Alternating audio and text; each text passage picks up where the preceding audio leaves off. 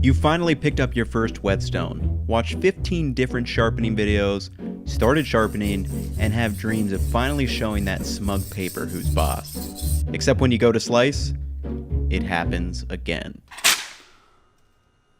The paper rips and it feels like your knife is worse off than before. Unfortunately, this is a pretty common tale for most first-time and beginning freehand sharpeners. So what I want to do in this video is actually identify 4 pretty common mistakes that a lot of people are going to make when they start out on whetstones, and I'm going to give you a technique for each one of those to help remedy the situation. My hope is that by the end of this video, you'll be able to show off your brand new, screamingly sharp edges.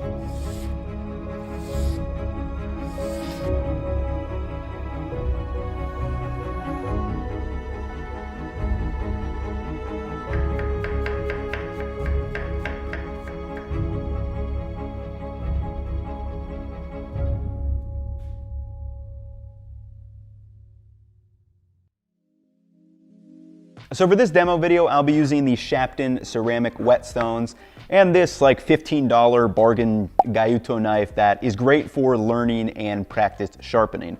Also, anytime that I mention an article or book like this one, all this stuff is going to be listed down in the description below, so you guys can feel free to check it out if it helps you out. But with that being said, let's start with mistake number 1, and that is using an inconsistent angle while sharpening. So consistency as a beginner is one of the hardest things to do because you have no muscle memory or feel for if you're getting the right angle or how much metal you're actually removing. And to remedy that, it's actually quite easy. All you have to do is use the magic marker or Sharpie marker trick. This is something that I picked up from An Edge in the Kitchen by Chad Ward, and it's easily my #1 tip for beginners. Take your knife, tilt it under the light, and you should be able to see the edge glint differently on your knife. Before you start sharpening, fill that edge in and slightly above it with a Sharpie marker. Now, as you sharpen, you'll be able to see where the marker is wiped away by the sharpening stone, and this is where you are going to be removing the metal. With this incredibly handy chart from Japanese Knife Imports, we can make adjustments based on the feedback. Take a look at your knife and identify where Sharpie has or has not been removed. For example, you can see here, I was holding my angle too high. That means I need to lower it to match that edge. When I make my adjustment, you can now see that it looks correct like the photo at the bottom of the chart.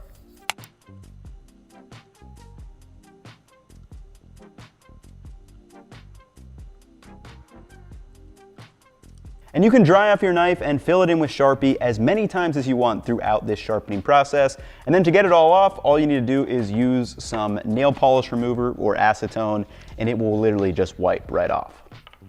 Mistake number 2 is using the incorrect amount of pressure. So using the right amount of pressure is directly related to number 1, because if I'm really pushing down on this stone, it's going to be hard to maintain that angle. And alternatively, if I'm all loosey-goosey and not using hardly any pressure, this thing's going to be sliding and changing angles all over the place. So the question is, how much pressure do we actually need to use? Master bladesmith Bob Kramer has said to use 4 to 6 pounds of pressure for a normal sharp knife, or up to 8 pounds for a really dull one. How do you actually check? You just grab a scale. Take your knife out just like you are going on a stone and press down and look at the scale. Get a feel for what 4 to 6 pounds of pressure feels like, and then do the same with up to 8 pounds. Immediately transfer that pressure cue to the stone while sharpening to help build that muscle memory. On to the next one. Mistake number 3 is starting on the wrong whetstone. In general, for Japanese whetstones, there's going to be low grit, medium grit, and high grit stone. Low grit stone abrades metal much faster, and fine grit does so very slowly and hardly abrades any metal at all. However, most sharpenings are going to start on your medium grit whetstones, which most people are going to categorize as kind of 800 up to 2000 grit.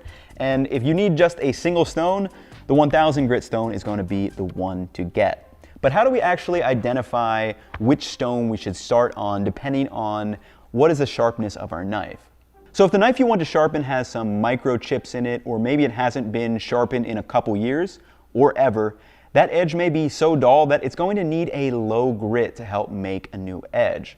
However, if it's just normal wear and tear, maybe that knife hasn't been sharpened in a year or so, medium grit will work fine in most cases. However, if it's a knife that is already fairly sharp but might need a touch-up, a high grit whetstone may be all that it needs. For example, this higher end Galluto I sharpened about 6 to 8 weeks ago.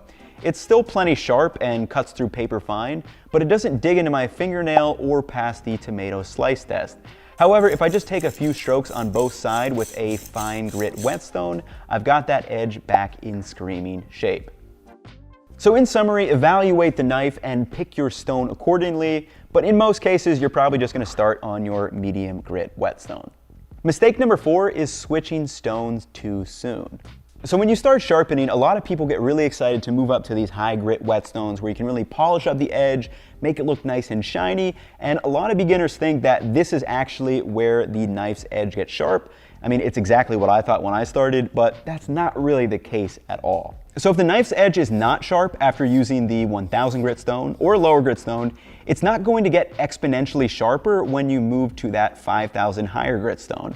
As you can see, you can get a screamingly sharp edge on just a 1000 grit stone. Let me repeat that. You can get a sharp working edge only using a 1000 grit stone. The reason why is simple. 320 and 1000 grit stones are removing enough metal to actually set the primary cutting edge on the knife. The 5000 grit and above stones are really just polishing or cleaning up the edge that was set. It's going to remove some micro serrations and make it look shiny, but you aren't effectively changing the angle of the edge with your higher grit stones. Here is my stone progression for a normal knife sharpening. I start my knife out on the 1000 grit stone, and then I make strokes on one side up and down to establish a burr, which is going to be a raised lip of metal that curls over to one side.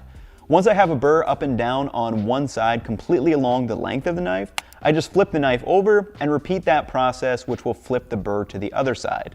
Once there, I flip the knife over and perform a number of stropping strokes on the same stone to effectively cut off the burr. Then I perform a cut test. This could be with paper, the fingernail test, or slice a tomato. I make sure it cuts like this on the 1000 grit stone before I even think about moving to the fine grit stones to polish up that edge. And one more thing that I would like to add, don't get discouraged or worry about messing up your knife when you are starting out. It's pretty hard to do irreparable harm to the blade, so go slow, be consistent, get the feedback from the Sharpie marker, and everything will be okay. Well, hopefully some of these tips help you guys out in your whetstone sharpening journey. This is by no means a fully exhaustive list of tips on whetstone sharpening, but it's definitely some of the bigger keys that are going to help you get a sharper knife. There's a bunch of opinions and different methods on how you can actually sharpen your knife, but at the end of the day, I just want to help you get a sharper knife in the kitchen, because behind salting your food, I think it's one of the most important things for a cook to do. I mean, it makes cooking easier because you can chop faster. It makes it safer because you have more control over your knife because you need to use less pressure to actually cut through things. And let's be honest, it's a hell of a lot of fun to cut through tomatoes like butter. But that is going to wrap it up for me. Let me know which tips helped you guys out down in the comments below. Subscribe if you're new and if you enjoyed, and I will catch you in the next one. Peace.